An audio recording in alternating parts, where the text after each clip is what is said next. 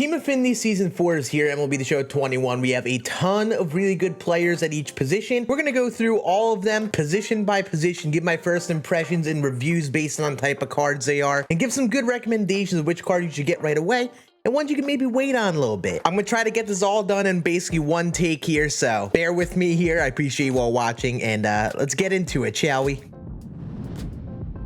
Team Affinity 4. A lot of players, it's kind of insane. In case you are brand new to the channel and don't know already, I'm going to be uploading a lot of other things related to Team Affinity. I have a second video today uploaded on how to complete Team Affinity as fast as possible. Make sure you're sub to the channel and you like this video if you learn something new. Help get the channel out there, get the videos out there. It's all helpful, but also we will be providing other informative stuff on Team Affinity Season 4 here in a moment, so make sure you are subbed to keep up with all of the info. And also, I do stream on Twitch. I'm going to be streaming myself grinding out Team Affinity later today. So if you have any questions, wanted to see how I go about it, make sure you come hang out with us later tonight where I'm live, twitch.tv/scan.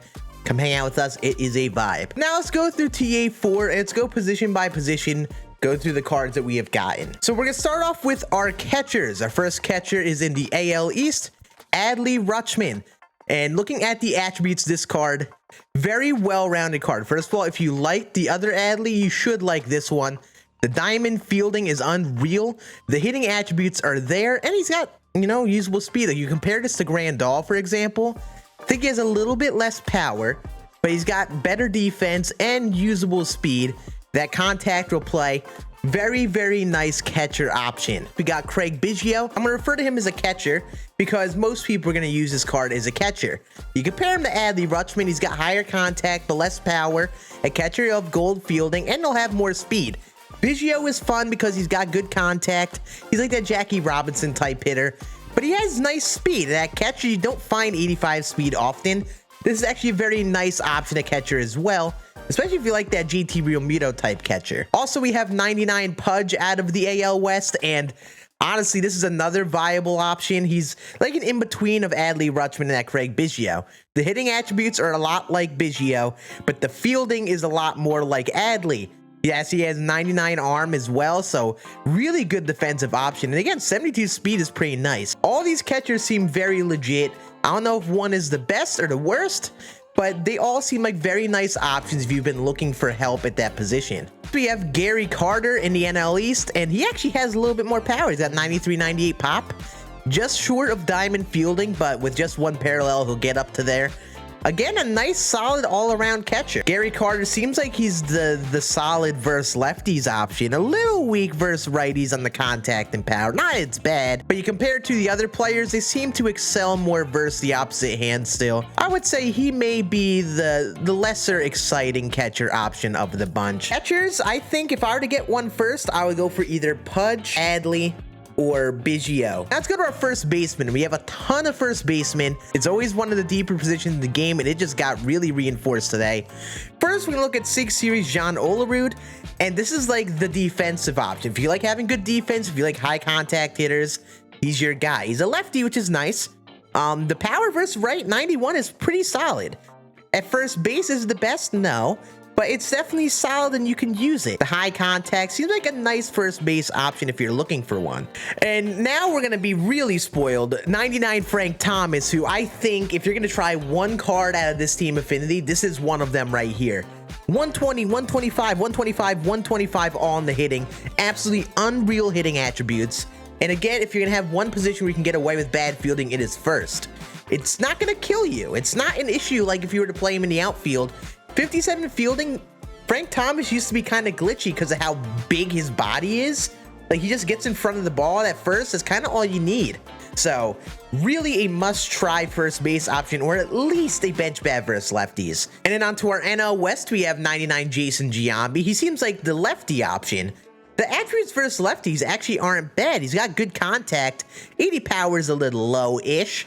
But if you're anticipating facing righties, this card is a legit option. He's a really nice bat. This Giambi used to be really fun back in the day, this A's Giambi in specific. And I think this card is going to be at least a really good lefty bench bat at this point in the game.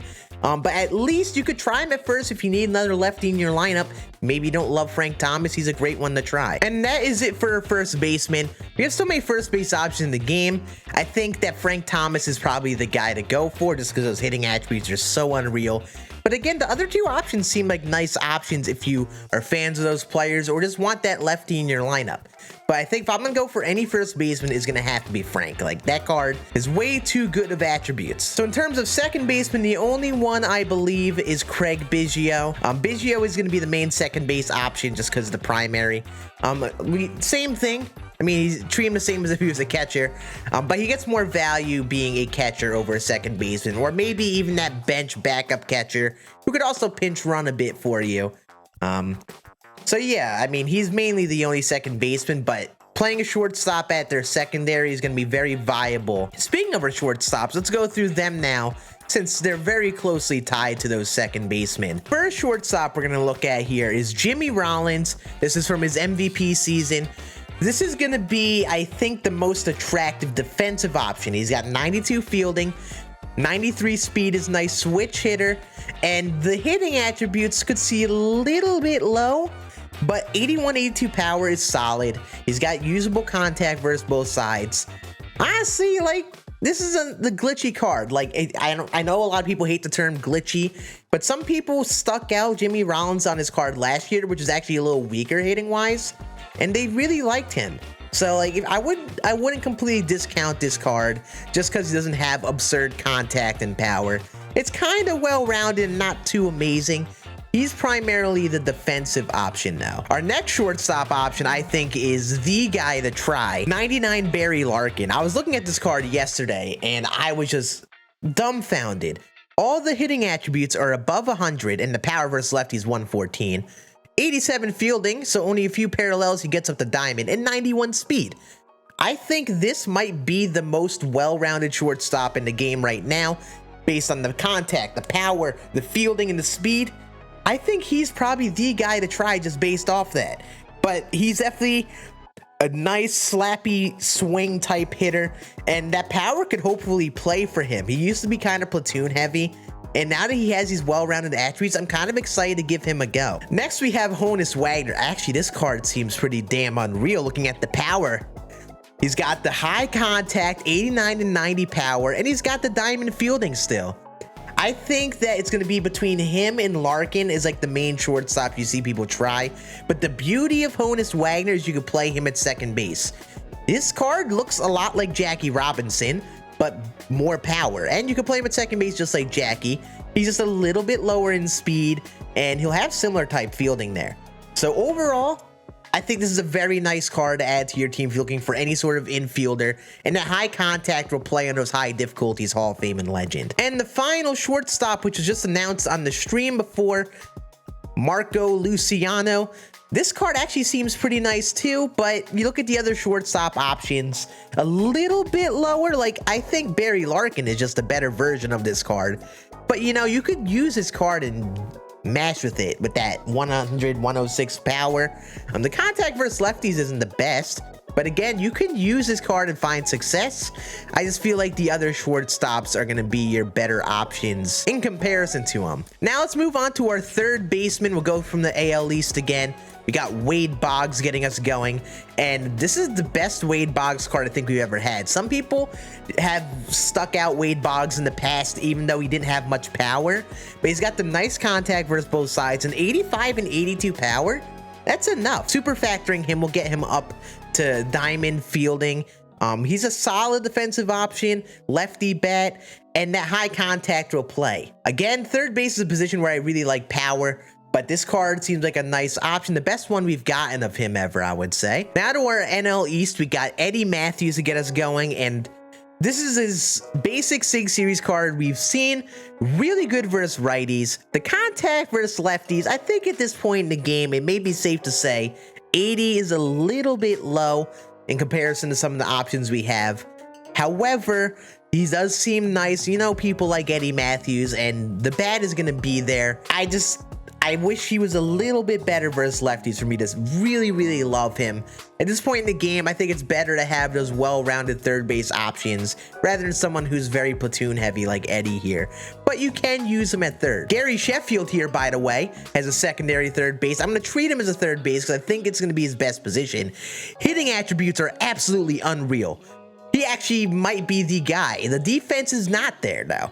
You can play him at shortstop, too, but the reason we're not going to talk about it, because you do not want 60 defense at shortstop.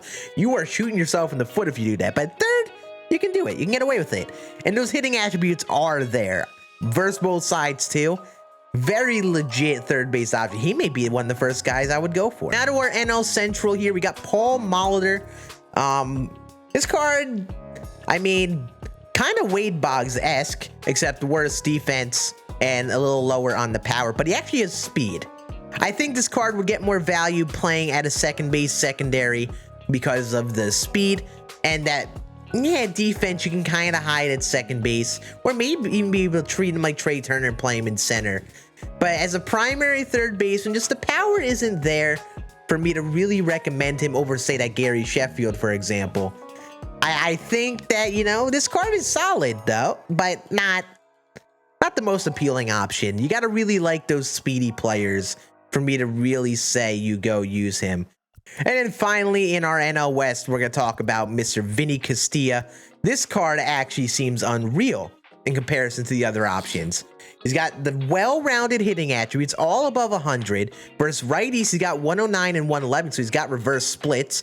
He has 80 fielding, so he actually has gold defense. I don't really see anything bad with this card. I mean, he's not speedy, but you don't need that speed. He's got the power to third base you want. Very nice card here. I really like how they did this card well. And in comparison to our other third base options, I would say him and Sheffield are the main ones I would go for. I think they're the main ones you would want to use just because of the hitting attributes they bring to the table. They're really good enough to warrant putting at third base. And, you know, if you didn't love Chipper Jones, I think it's safe to say at this point in the game, you can replace him if you haven't been loving him with some players like this because they seem really unreal. Now we'll go to our outfielders, and I'm just going to get started. Mickey Mantle. This is a must-have card. I don't care if you think there's a bias involved. This is a must-have card. You are not going to see many cards in this game, at this point in the game especially, that have all above 110 hitting attributes and gold fielding and 92 speed as an outfielder. The contact is really good versus both sides. The power versus righties is absurd, and versus lefties is really, really good too. If there's a weakness, it's that he doesn't have a high steal rating, so you're not going to want to steal with him often, and that vision isn't the highest. But this is a must-have card right here. If you're looking for players to use in the outfield, you have to get Mickey Mantle, and that's safe to say just looking at that. Next, we got 98 Jim Edmonds. Actually a very solid outfielder. He's like Mickey Mantle where he's got the good defense. He actually has even better fielding. But he's really good versus righties. He's still solid versus lefties, but he's primarily a righty masher. And as a center fielder, yes, the 95 defense is great, but 64 speed at this point in the year, you don't need that type of that speed in center field. You want higher speed like someone with Mantle. So you compare him, you may want to put him in a corner outfield like left field, and you still get diamond fielding there. And he's going to be really good versus righties, but a solid option. And, you know, getting that 6 series is definitely nice. Julio Rodriguez. This seems like a card I'm going to put on my team right now. All above 100 hitting attributes and the 90 fielding in right field. And again, like he's a primary right fielder, so we'll have that diamond defense there. That this is like a really nice outfielder. Like, I don't know if he's up to Mickey Mantle level, but as a right field option, I think this might be one of the most appealing primary right fielders in the game. This card is unreal, man. We'll talk about Gary Sheffield again because we're talking about outfielders. Again, I think he's better off at third base because 65 fielding is horrendous. You can maybe get away with shoving him in right field with the arm strength, but you do not want to do that with all of our outfield options we have in here, like Julio Rodriguez, for example, who has diamond fielding. You want to have as good of a defensive outfield as possible, and Sheffield lacks that defense entirely. So I would play him at third, but the bat is there. That's kind of the balance with him. You get the bat, but the defense isn't there. So you would want to hide him away at third base, I would say, rather than outfield, because it shouldn't punish you as much as being a third baseman. Now, finally, in the NL West here, I'm really curious on this card, Luis Gonzalez, and oh my god. I think if we're just going to use Team Affinity 3 here, I think your outfield should be Luis Gonzalez in left, Mickey Mantle in center, and then Julio Rodriguez in right. All above 100 hitting attributes. This card is unreal, man. They actually showed him the hitting attribute love. And silver fielding isn't bad. You hide him in left? Like Vlad Sr. is for many people. This card, oh man, that's nutty. And then Duke Schneider, the attributes versus lefties, man. Like, you look at the other options we have, I feel like you got to be a little bit better, well-rounded versus both sides. Duke Schneider is nice, though. He's good versus righties. The defense is there. The speed is good enough to put in center, but you probably want to put in left field. But I don't love this card, unfortunately. He's definitely one of the weaker outfielders. Like I just said, I think if you're going to build an outfield with Team Affinity 4, you got to get Luis Gonzalez in left, Mickey Mantle in center, and Julio Rodriguez in right. Maybe you do Sheffield instead. Maybe put Jim Edmonds. Whichever preference you have. I think those three are the best three outfielders, and they have those nice primaries lined up for it. Now we'll go to our starting pitching. There's a lot of pitchers, and I always premise this with pitchers. You got to find pitchers that you do the best with the pitch mix. It's almost like hitters, where you have types of hitters you do well with, like high contact, low power. Maybe some people love them. With pitchers, you got to find things you like, and just to be frank, this David Price, it's a little bit too late in the year to be having this card. I mean, he's got two fastballs that are the exact same speed. He's got a slower cutter, which isn't the worst. Changeup is slow, which is good. That knuckle curve, it's like, I don't see much of an appeal with this card. I don't see many people having much success. The hits per 9 at 90 hits is going to be kind of low with all the good hitters we have at this point. I don't love it, but you know, you should still get him for the SIG series. Maybe give him a go and you can find success. He's going to have good break on the two-seam, but again, just how this pitch mix is going to probably play, kind of underwhelming pitcher to get it started. In our AL Central here, Bob Feller, 90 hits per 9. It's a little better than, say, that David Price card. The thing with Bob Feller is he's the outlier on the fastball. He's going to throw over 100 like Jacob deGrom. He has a sinker.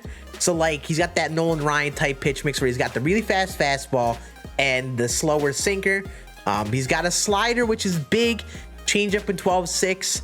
I think the best comparison, imagine that Nolan Ryan card, but with a slider, but the payoff is you get lower hits per 9 and a little bit worse control. Should be a solid starter option. I don't think he's going to be the best, but he should be very solid. Hal Newhouser here. I've heard a lot of people talk about this card.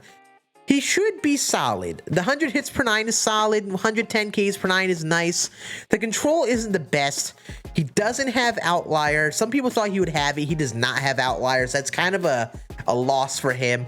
He has the sweeping curve instead of like a normal curveball, like say Jacob deGrom. But again, just the control isn't the best. The break isn't the most appealing. I mean, you can use him and find success, but he's not going to be one of the more appealing pitcher options here. Brett Saberhagen here. He actually has some pretty nice hits per 9, but only a 4 pitch mix. He's got that fastball at 95 and everything else is kind of slower. He's got control in the break though. Again, he's like David Price, Bob Feller. You can find success with him, but not like a must-have starter, I would say. Walter Johnson, fastball, sinker, curveball, changeup. He has outlier on the sinker and the fastball. So he's got double outlier. And not everyone loves double outlier just because of you start to lose that change of speed. The 4-seam is going to hit 102 and the sinker is going to hit high 90. So that differential between them isn't as big, but you can find success. He doesn't have a slider, so he doesn't have much left-right movement on this card. But he has a curveball, which is a little slower, and a changeup, and the attributes are there. The control and the hits per 9 are definitely there, so you could probably find more success with him than some of the other guys. I think of the first bunch, this card and Bob Feller would be the main ones I would be going to first. Now in our NL East, we get 99 Tom Siever. This is a card that a lot of people have liked in the past. He just got a pretty well-rounded pitch mix. He's got 4-seam, sinker, slider, changeup, and 12-6. If you're someone who likes changeups, I think you're going to like this card. I've liked Siever cards in the past like this. The changeup is so slow, it's really difficult to slow down to it. You can't use the 12-6 very often, but you're mostly going to throw fastball, sinker, slider, changeup with him. I think this seems like a very viable starter option, especially at this point in the game, but he doesn't have the velocity, the to get people late consistently, but the 4-seam at 97 is nice. Definitely a good starting pitcher option right there. In our NL Central here, the first one we'll look at is Greg Maddox. I'm really interested in him. Definitely throws very slow. If you don't know what you're signing up for with Greg Maddox, he does not have the velocity, but the control is unreal. Every pitch has above 90 control. I really am curious how many cards have that. The break is also there. He's kind of like Al Leiter in a sense. He's just a righty version. Sinker, cutter, fastball are going to be the main three you use. Locate them on the corners, change speeds with the circle change and curveball. I think this might be the most appealing pitcher option so far, based on how people like Al Leiter usually. I'm excited to give him a go. Next, Bob Gibson. Very nice starting pitcher option. I like his cards usually as well. He's got a nice high-speed fastball. The slider's at 90. He's got a sinker at 95, the curveball at 80. He's like that DeGrom type pitcher where he's got the nice velocity, but he doesn't have outlier. But the break is there in all the pitches, and actually nice control and everything other than the changeup. I'm gonna probably put him in my rotation. I think Maddox, Gibson, and potentially someone like Feller or Johnson would be the ones I would say that make most rotations right now. But we do have Trevor Hoffman in the bullpen. I mean, relievers, no harm in getting and trying relievers. Slow changeup. He's kind of like the Greg Maddox of a reliever type, except he has the really slow changeup as his primary. He's got the cutter as well, which is nice. Good speed differentials. A definitely usable reliever right here. That's for sure. And yes, that is it for Team Affinity Season 4. Just to get the point across, these are just my initial opinions. I recommend you guys try all the players if you haven't. Give them a go if you're looking for a position. Best thing you could do is give a player a go, and you may find someone be really good for you that you don't expect. There's no harm in trying these guys because they're free to earn. This is just kind of a direction setter, who I think is going to be the best and who I think you should go for first and give a go. Just to go through it all one time, if I'm going to give one player at each position I'm going to use, I think the catcher I would go for is Adley Rutschman. Very nice switch hitter option. First base got to be Frank Thomas.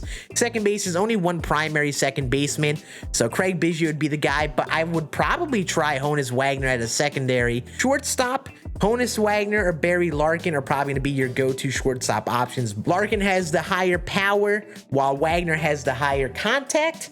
They both have solid defense, very legit options. Third base, I think the go-to third baseman is that Vinny Castilla or Gary Sheffield. Sheffield has the better hitting, but very bad defense, while on the other hand, that Castilla has gold fielding and very nice hitting attributes, just a little bit less than Sheffield. Then in our outfield, Luis Gonzalez in left, I think, is a very usable and probably the lefty bat to use in the outfield of the bunch. Center field, Mickey Mantle must-have card like Frank Thomas. And then in right field, top off your team with that Julio Rodriguez, well-rounded right field option with great defense as well.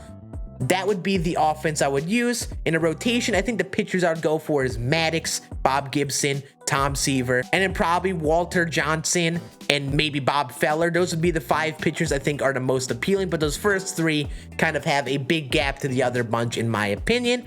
And in the pen, you only have Trevor Hoffman, so he's kind of a must-have for being a reliever. But that is it for my initial reviews on TA4. If you have gotten players and used them, let me know in the comment section. Which players have you liked? Which ones have you tried not liked? I would love to hear your opinions. Continue the discussion in the comment section. I will be updating my tier list this weekend as well, so make sure you guys are subbed to the channel to keep up with all info related to TA4. I'll be uploading again later today on how to complete it. So yeah, that's going to be it. Guys, all have a great rest of your day. Have fun completing Team Affinity, and I'll see you again on the next one. Deuces.